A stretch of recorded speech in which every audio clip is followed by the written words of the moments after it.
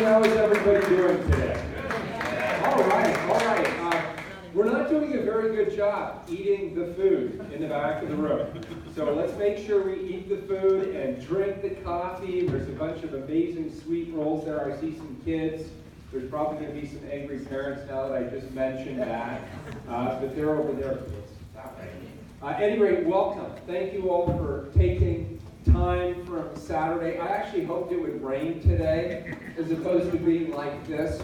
But this means you are the truly committed. So thank you for coming here today to help build a better community. So we're gathered here at Markham Elementary, which, by the way, thank you, Markham Elementary folks, for letting us use this incredible, and I think, timeless campus. It's really a pretty campus when you get out and walk around. It's a gem in the school system here. Down the street is an intersection called the Crossroads. You all know it. You've all been frustrated by it from time to time. Lots of buses, cars, lots of things going left and right at you. I think it's a good symbol for what it is we're here today. We're at a different kind of crossroads. And we're looking at a different kind of transit project here today. And we're seeking to intentionally choose a transit project that isn't just about transportation, but that also meets many of the community's goals around housing, around prosperity, around building a sense of community, and about inclusion. And that's why we went through this overt exercise to get us all to welcome each other and get to know each other and really reinvest in ourselves as a community. We have this once-in-a-lifetime opportunity to invest in a new MAX line here in the Southwest Corridor, and we can use it to invest also in our neighbors. And that's really the theme of today. We can make stronger communities with more affordable housing connected to good jobs and to our schools. So we're not just investing in transportation, we're creating an entire sense of community. As everybody in this room is keenly aware, and as my colleague from Tiger just noted, it doesn't matter where you are along this corridor, all of us are experiencing a widespread housing crisis. And just to throw a few more statistics out on the table, I know people love statistics on Saturday morning, but trust me, if you're at a cocktail party later tonight, these will come in handy. The average rent in the city of Portland is going up about 7% per year over the last several years. Now, that nobody really has a good sense of what that means. On average, that means about $75 per month.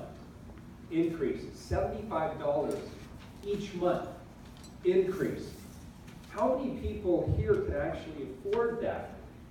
And when you think about all of the people you know who are lower income, maybe just starting out, or maybe people who are older adults and they're on a fixed income, think about what $75 extra each month sequentially means to them, and the kinds of choices that people have to make, making decisions about, wow, should I pay the rent, or should I take care of myself by paying for the health care needs that I have, or other critical needs. And I want you to know, as a member of the City Council, we hear these stories every week from people who are making very real trade-offs in their life as a result of these rent increases. We've seen rent increases of over 30% on average since the year 2012.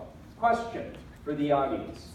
Since 2012, who here has seen their income go up by more than 30%? Not many. The statistics show that real household income has been stagnant, by the way, for the better part of 20 years. But over this time period where rents have gone up 30%, real household wages have remained effectively stagnant. That means more and more people, more and more of our neighbors are sliding into housing insecurity every single day. And I have a real problem with this, and the folks standing around the room who work with us have a real problem with this, and you're here today because you have a real problem with this. Housing is a human right.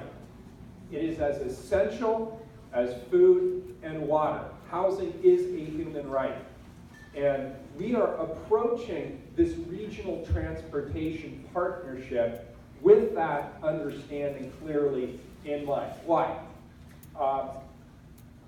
Think of what housing means to a typical household. It is a place from which adults go to work.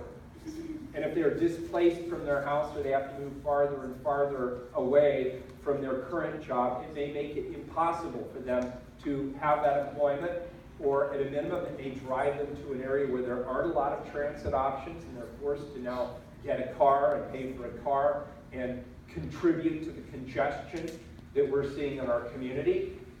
It's a place from which young people, like the kids here in the room, go to school. And there's probably a few educators. Are there any educators in the room? Any teachers? If they were, there's one here, great. Thank you for being here. They will tell you that one of the biggest impediments to success for young people, particularly low-income people, low-income children, is mobility, moving from one school to another school, or maybe even one school to another school district as they chase housing affordability. It's very disruptive to a young person's academic success. And think what it does for institutions in the community. Think, for example, about Northeast Portland, what was the core of the African American community in Northeast Portland. The churches were historically that base, and the center, the core of that community. And as more and more people were uprooted and displaced through gentrification, those institutions have really struggled. So it roots us to community institutions. Schools are the same way. And it allows families to do the most important thing that any family can do, which is spend time together.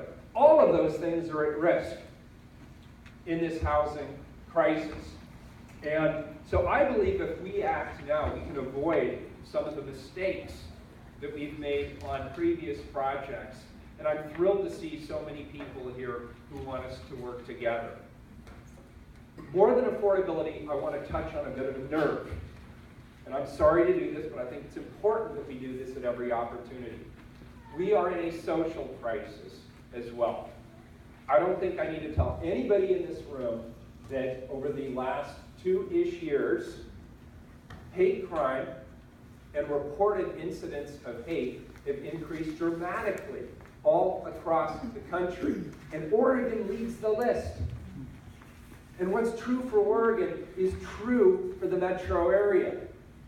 And we've seen the real manifestations of that. Just down the street, that way, the Southwest Health Clinic has seen fewer immigrants coming in to seek help out of fear.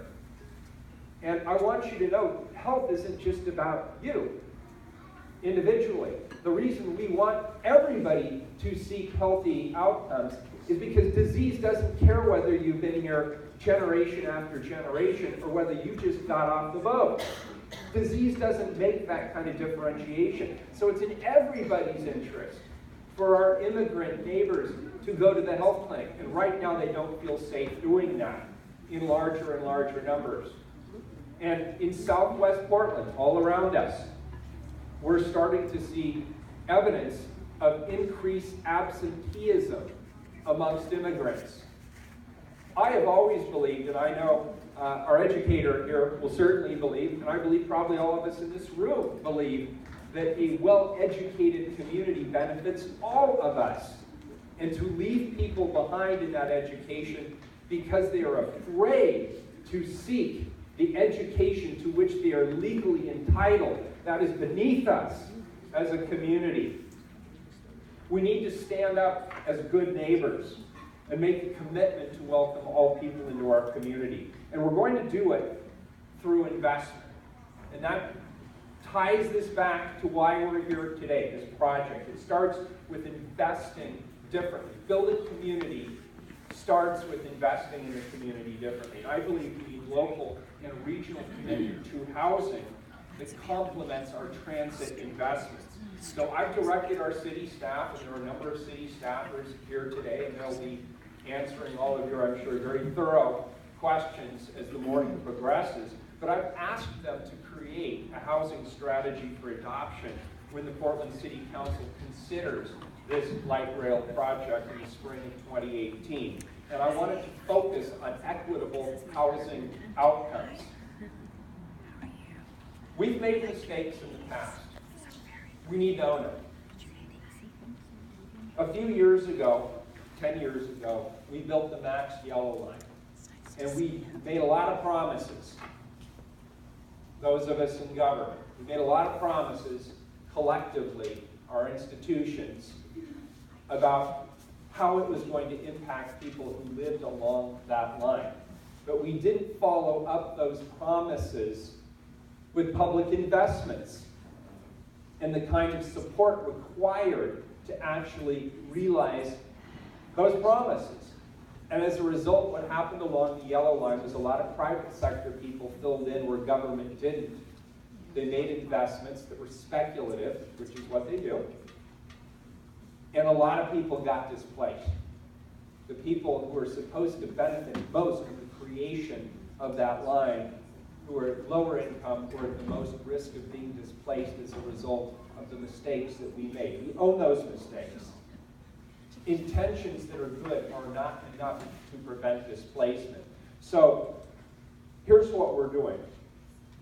We're going to work together with our partners, and you have regional partners all through this room. I'm probably forgetting some, and I'm embarrassed if I do, and I apologize.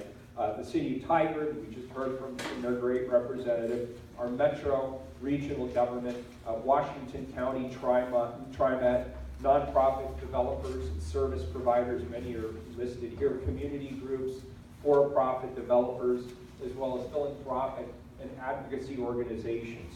We're all working together to realize our expectations, and that's a lot of horsepower behind this project that we did not organize the last time.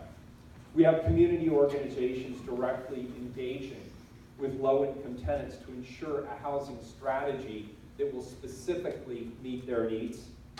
We'll dig deeper into our existing resources to make sure early investments in land ensure a new supply of housing and anti-displacement services for those in need today. And I can tell you our Portland Housing Bureau is already on that. We'll need the private sector to invest in their future workforce and come up with innovative ways to develop mixed income housing to meet our housing needs.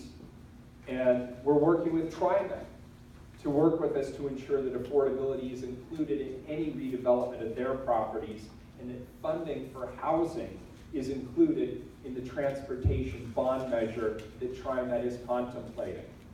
I am proposing that we carve $100 million out of that bond measure specifically to be set aside for affordable housing related to this program.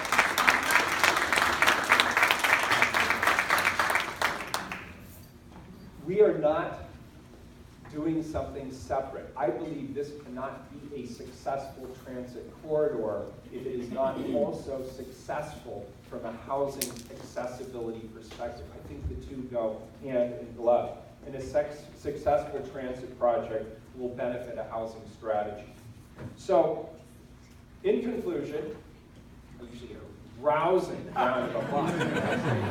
In conclusion, my wife usually, if she's in the back, she'll be the first to go, yeah! In conclusion, it's common sense that we can topple unnecessary obstacles to equal opportunity, and that we must do that. That's the core of who we are as Portlanders and what we want and what we expect from each other, because we are a community. We're going to need everyone working with us, so I hope you'll take the opportunity today to get to know your neighbors. I hope you take lots of business cards from the government partners who are here in the room. We're going to have a long partnership together. This is going to take a while. And we're going to have to continue to meet, and we're going to have to continue to express our hopes, our aspirations, and when they come, any disappointments, we're going to have to communicate. And so I really appreciate everybody being here and beginning this process together. Thank you all, and I hope you enjoy the rest of the morning.